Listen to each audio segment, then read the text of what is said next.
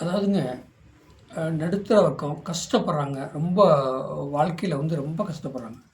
வேலை இல்ல. வேலை கிடைச்சு வேலைக்கு போனாலும் குடும்பத்த தாட்ட முடியல.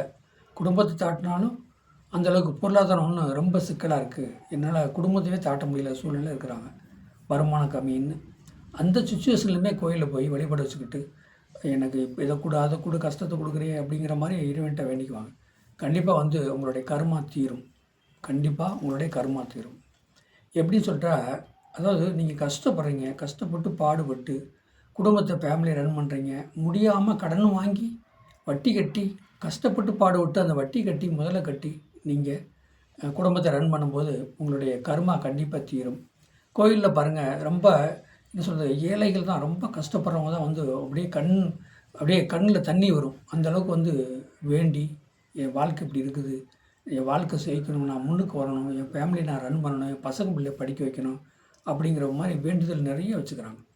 இப்ப தாந்தோன்றி மலை, அதாவது கரூர் தாந்தோன்றி மலை, அந்த தாந்தோன்றி மலைக்கு பின்னாடி பார்த்தீங்கன்னா, இன்றைக்கு சனிக்கிழமை அங்க பார்த்தீங்கன்னா, சனீஸ்வர பகவான், அதாவது ஆஞ்சநேயர் பகவான் 2 பேருக்கும் அந்த பூஜை முழுசா நடக்கும் இன்னைக்கு. காலையில 8 மணிக்கு. அந்த பூஜையில பாருங்க, பயங்கரமா முடியாதவங்க தான். ஏழை, கஷ்டப்படுறவங்க, வேலைக்கு போறவங்க, அன்னாடம் வேலைக்கு போய், அன்னாடம் சம்பாரிச்சு தான் சாப்பிடணுங்கிற ஒரு சூழ்நிலைலாம் வரிசையில நிக்கிறாங்க. கியூல நின்னு அழுகுறாங்க, புலம்புறாங்க. எவ்வளோ கஷ்டப்படுறாங்க.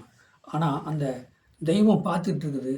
அந்த ஆஞ்சநேயர் பகவான் பார்த்துட்டு இருக்கார். பெருமாள் பார்த்துட்டு இருக்கார். சனீஸ்வர பகவான் பார்த்துட்டு இருக்கார். ஆனா, அவங்களுடைய கர்மாவ கண்டிப்பா தீர்ப்பார். கஷ்டப்படுறாங்க. அதிலேயே பாருங்க, ரோட்ல போகும்போது, கார்ல போகும்போதே சாமி கும்பிட்டு போவாங்க. கார்ல போயிட்டே இருப்பாங்க, சாமி கும்பிட்டு போவாங்க. வசதியானவங்க. அவங்களுக்கு நேரம் அப்படி. அவங்க நேரம் நின்னு சாமி கும்பிட முடியல. அப்ப அவங்களுக்கு என்ன செய்யுது? கர்மா கூடிக்கிட்டு போகுது. கஷ்டப்பட்டு, பாடுபட்டு அவங்க இந்த கோயில்ல வழிபாடு வச்சுக்கிறாங்க. குடும்பத்த ரன் பண்ணணும், நான் முன்னுக்கு வரணும்னு அந்த வழிபாடு வச்சுக்கிற அந்த ஏழை மக்களுக்கு கண்டிப்பா கர்மா தீர்ந்து, இந்த ஜென்மம் இல்ல, 7, 7 ஜென்மம், எந்த அடுத்த ஜென்மம் எடுக்கிற ஜென்மம் பூராமே அவங்களுக்கு நல்லதா நடக்கும். இதாங்க சாதகம். இந்த பிரபஞ்சம், பஞ்சபூத, நவக்கிரகம், நவக்கோள்கள், அது பார்த்தீங்கன்னா, இந்த கர்மாவ ஒரு ஏழை இப்ப ஒரு மனிதனுக்கு கர்மா தீர்னா தான் அவனுக்கு தான் கஷ்டத்த குடுப்பாரு இறைவன். ரொம்ப கஷ்டப்படுவாங்க. சாப்பாட்டுக்கே வழி இல்லாம இருக்கும். பாடுபடுவாங்க. பாடுபட்டு குடும்ப செலவுக்கே குடும்பத்த ரன் பண்ணவே முடியாது. குடும்பத்த தாட்டவே முடியாது.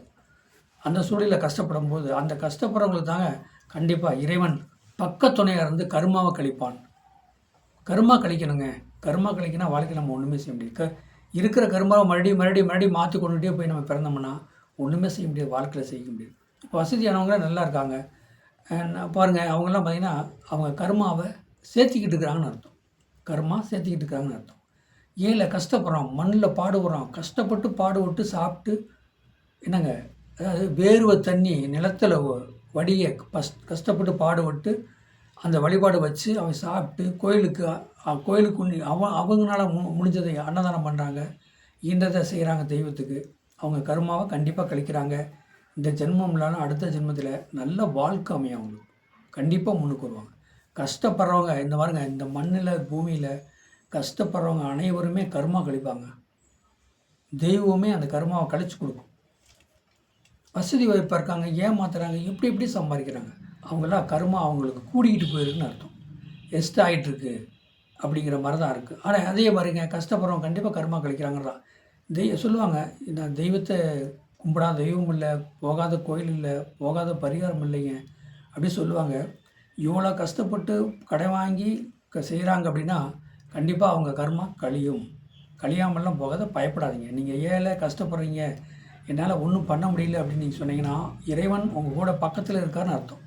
உங்களை கஷ்டப்படுத்தி கர்மாவை விளக்குறார் அப்படின்னு அர்த்தம். அப்போ வசதி வாய்ப்பாக இருக்கிறாங்க, நம்ம என்ஜாயாக இருக்கிறாங்க, வெளியூர் காரு வண்டி வாகனத்தில் சொந்தமாக போகிறாங்க வர்றாங்க அப்படின்னு கேட்டால், அவங்களுக்கு இன்னும் கர்மா கழியலின்னு அர்த்தம். கர்மா கூடிகிட்டு இருக்குன்னு அர்த்தம். வாழ்க வளமுடன். வாழ்த்துக்கள். என்னுடைய சேனலை சப்ஸ்கிரைப் பண்ணுங்கள், பெல் பட்டன் ஆன் பண்ணுங்கள், மற்றவங்களுக்கு ஷேர் பண்ணுங்கள். என்னுடைய ஃபோன் நம்பர் 95 14 77 10 74 நம்பருக்கு நீங்கள் ஷேர் பண்ணுங்கள். வாழ்க வளமுடன்.